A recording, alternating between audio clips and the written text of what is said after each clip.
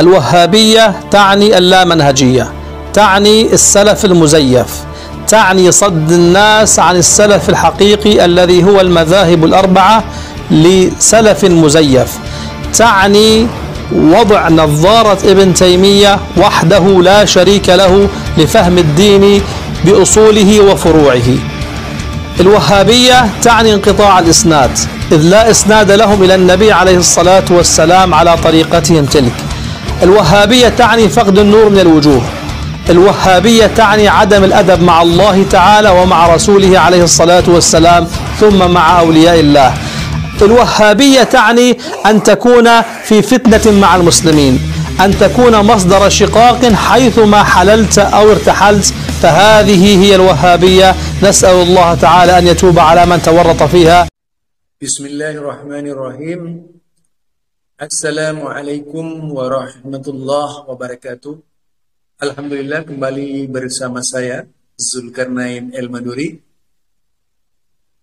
Fa inna ahsanal kalami kalamullah wa khairul huda huda Muhammad sallallahu alaihi wasallam wa syarrul umuri muhdatsatuha fa inna kulla muhdatsatin bid'ah wa kulla bid'atin dhalalah wa kulla dhalalatin finnar.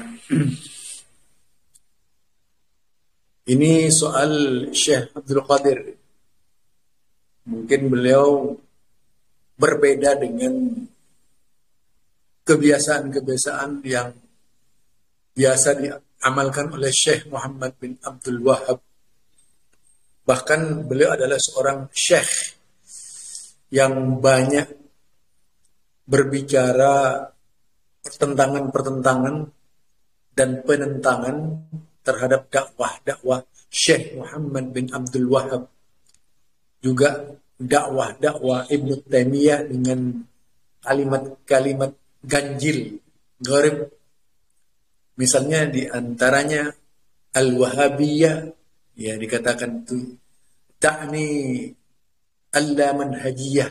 Jadi dia katakan begitu. Jadi Wahabiyah itu tidak punya manhaj. Biasa kalau Wahabi itu tidak punya manhaj, apalagi yang berbicara, tentu tidak akan lebih baik dari Wahabi. Karena yang diikuti dan disampaikan kepada umat hanyalah perkataan-perkataan yang penuh dengan kebencian. Bukan seruan-seruan yang baik didasarkan pada ilmu pengetahuan keagamaan secara utuh. Ciri khas Al-Wahabiyah itu memang bukan datang dari Syekh Muhammad bin Abdul Wahhab lalu mengatakan seluruh jemaahnya, nahnu al-Wahabiyah, kami adalah Wahabi. Tidak demikian. Tetapi memang stempel yang sengaja diciptakan oleh kelompok-kelompok anti dakwah Syekh Muhammad bin Abdul Wahhab. Dari awalnya kalau kita perhatikan perkataan Syekh Muhammad bin Abdul Wahhab tidak lepas dari berbagai macam pertentangan yang dilakukan oleh lawan-lawan bicaranya. Dia mengatakan tadi bahwasanya Al-Wahabi tidak punya manhaj. Kemudian Wahabi adalah salafi palsu. Wahabi juga sebenarnya memalsukan mazhab, tidak ikut mazhab. Wahabi mendewa-dewakan Ibnu Taimiyah sehingga mengatakan wahdahu la syarikalah katanya. Kemudian Wahabi itu sering menimbulkan kekacauan di tengah-tengah umat Islam. Semua ini sebagai tanggapan sikap dari seorang pembenci Syekh Muhammad bin Abdul Wahhab. Bukan memberikan tanggapan dengan cara yang terbaik, misalnya argumen dan sebagainya. Memang sama, tidak ada perbedaan antara anti-Wahabi dahulu kala sampai anti-Wahabi sekarang ini. Segala tulisannya, semua karyanya, sebagaimana banyak dicetak oleh mereka, tidaklah mencerminkan tanggapan yang baik terhadap penulisnya. Ini yang kita perhatikan ya. Jadi yang biasa dilontarkan oleh mereka adalah caci maki saja. Karena kalau mencaci Wahabi, ada yang berkeyakinan makin banyak mencaci Wahabi, makin mudah masuk surga.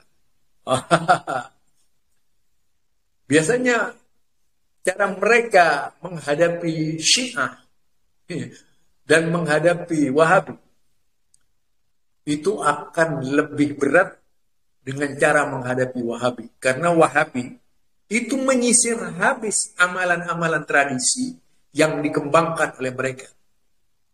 Berbeda dengan Syiah. Syiah itu lebih banyak mengikuti kebiasaan-kebiasaan yang ada.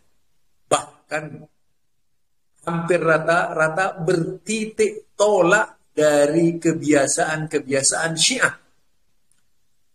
Sementara yang berkaitan dengan Syekh Muhammad bin Abdul Wahab memang berbeda jauh.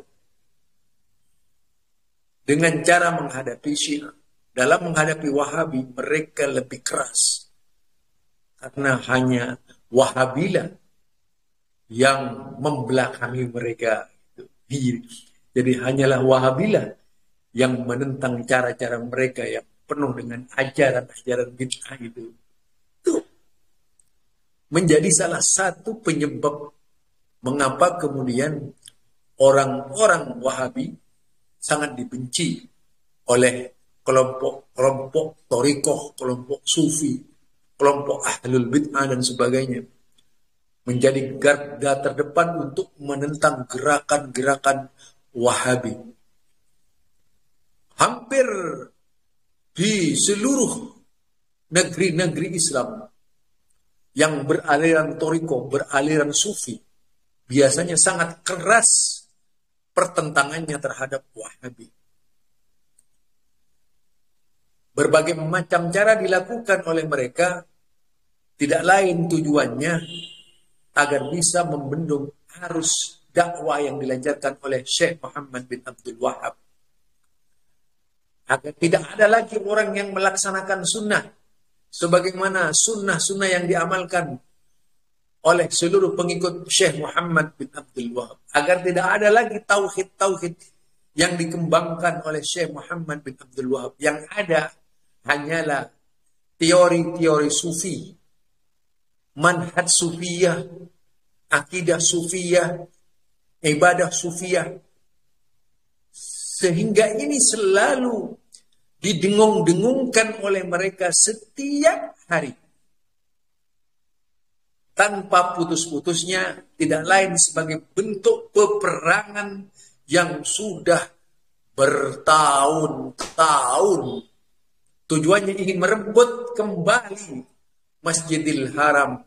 Sehingga Masjidil Haram itu bisa dikelola oleh mereka, kelompok Sufiyah tadi. Jadi tujuannya ke sana. Sebenarnya tujuan utamanya anti Wahabi itu bagaimana merebut kembali Mekah dan Madinah supaya berada di tangan mereka. Karena kita tahu bahwa Mekah dan Madinah itu adalah penghasil uang yang sangat besar dan fantastis, menggiurkan siapa saja. Menggiurkan siapa saja dari kelompok-kelompok Islam untuk merebut Mekah dan Madinah. Tak hanya orang-orang dalam, tapi orang luar pun banyak sekali yang menginginkan Mekah dikelola oleh mereka.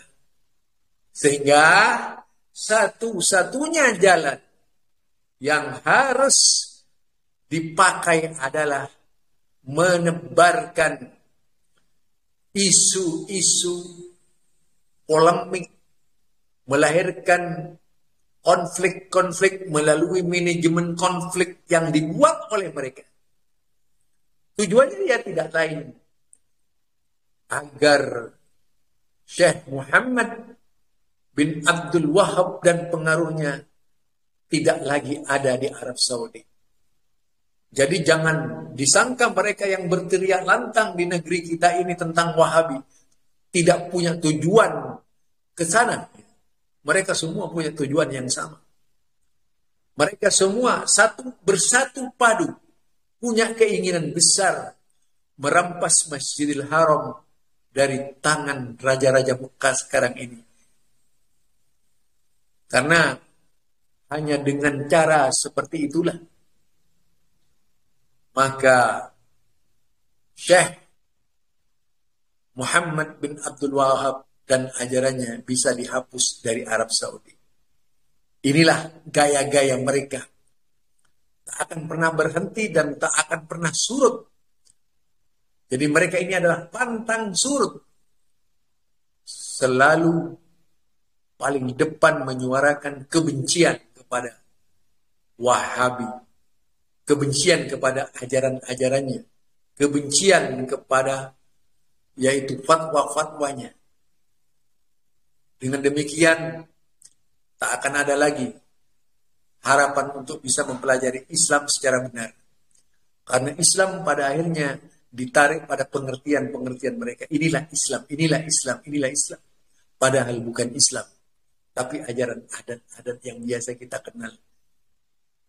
Itu saja dari saya, Zulkarnain Al-Maduri. Subhanakallahumma wa bihamdika. Asyhadu an la ilaha illa anta astaghfiruka wa atubu ilaik. Assalamualaikum warahmatullahi wabarakatuh.